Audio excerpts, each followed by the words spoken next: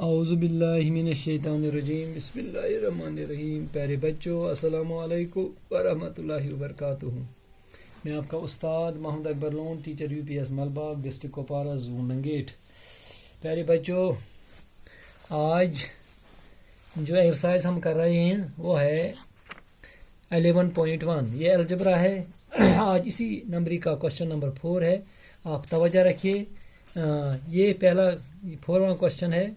चौथा क्वेश्चन जो है, if there are 50 mangoes in a box, if there are 50 mangoes in a box, how will you write the total number of mangoes in the terms of the number of boxes, use B for the number of boxes. दपान गोब्रो यस यह B variable पोर्मुत हो variable अत मज वुचान अगर हसा if there are 50 mangoes in a box, अगर हसा 50 मैंगो वातान अकिस बॉक्सस मज अकिस डबस मज, अगर हसा 50 कित पे हेको यह लिखित, कित पे हेको यह लिखित गोब्रो कित पे हेको यह लिखित लिखो सीधुई 50 बी क्या है वेरिएबल गो अस आव युस यह बी छु where B where N is the box of rows. शाबाश गोब्रो where N is the number of rows. युस यह अस लिखान 50 बना अकिस बॉक्सस मज। अगर लिखो wire n is the number of rows, go question number 4 इन पत वन गोब्रो ब्याक सवाल, the teacher distributes 5 pencils per student, can you tell how many pencils are needed given the number of students? Use S for the number of students. गोब्रो अच्छु वना सवाल वोल कतमे सवालस मज question number 5 मज दपान छु the teacher distributes 5 pencils per student, 5 pencil छु देवान सो अकिस students, 5 pencils per student, 5 pencil छु देवान अकिस स्टूडेंटस।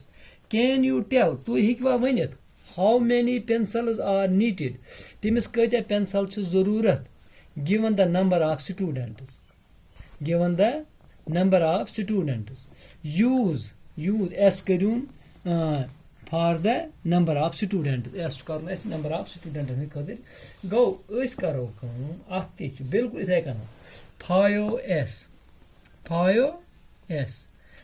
क्या गो 5S 5 students, where S is number of students, S क्या आव करने तेल S आव करने as use S where S is where शाबाश where S is the number of students dentist. शाबाश गोब्रो योस ऐसी अम पत ब्या सवाल मन शेम सवाल इथे कन a bird flies 1 kilometre in 1 minute. A bird flies परिंद बर्ड जानवर यह करान 1 किलोमीटर 1 मिनटस मज कड़ान वुड़ान 1 मिनटस मज 1 किलोमीटर यह वुड़ान। Can you express तो हिकवा Vanit the distance covered by the bird in terms of its flying time in minutes, use T for flying time in the minutes। शाबाश वह क्या करो इस गोब्रो अत मज यह क्या करान अत करान T गो टाइम्स T यह गो कर किलोमीटर खतर इस्तेमाल wire T is flying time in minutes minutes. शाबाश गोब्रो गो एम पद छ ऐसी सतिम सवाल अथ मजन सतिम सवाल छ वनान Radha is drawing a dot rangoli a beautiful pattern of lines joining dots with chalk powder as in figure 11.5. She has 8 dots in a row. How many dots will her rangoli have for R rows? How many dots are there in there are 8 rows if there are 10 rows?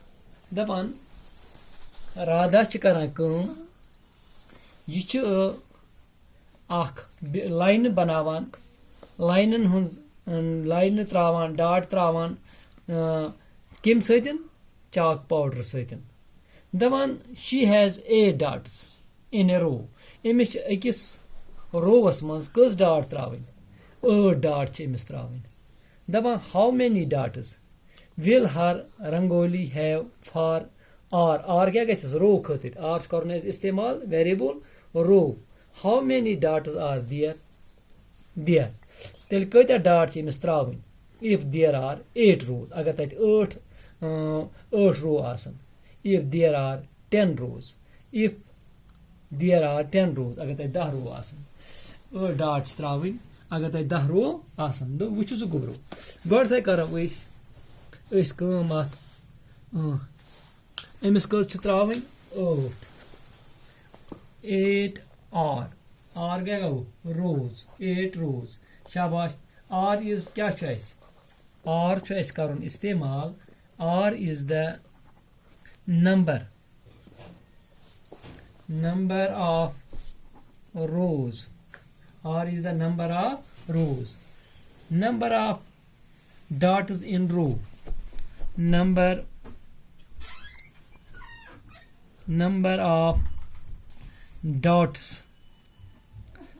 of dots in a row in 8 rows शाबाश क्या सा gas 8 rows here R क्या कर इस्तेमाल here R कर इस्तेमाल 8 खातिर therefore number of 8 rows क्या बनते हैं number of dots in 8 rows number of dots in 8 rows dot गए तुम त्रावन तुम टिकी गो अगर इस करो 8 रोवन मज त्रावो 8 डॉट सु कोता gas 8 8s are 64 number of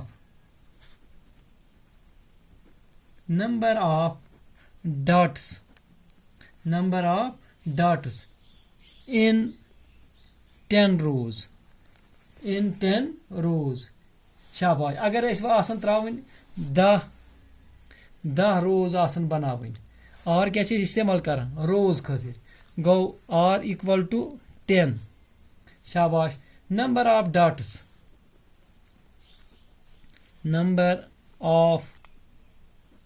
dots in 10 rows कुदरती कथा 10 रो dots त्रावन 8 10s are 80 8 10s are 80 तेल कदा गसन इस डॉट तेल गसन तथा शीट डॉट 10 रोवन गसन ऐसी शीट डॉट गौस गोब्रो ये सवाल क्लियर गई ये नंबरी ऐसी कंप्लीट बिहु खुदाई सवाल दी इजाजत।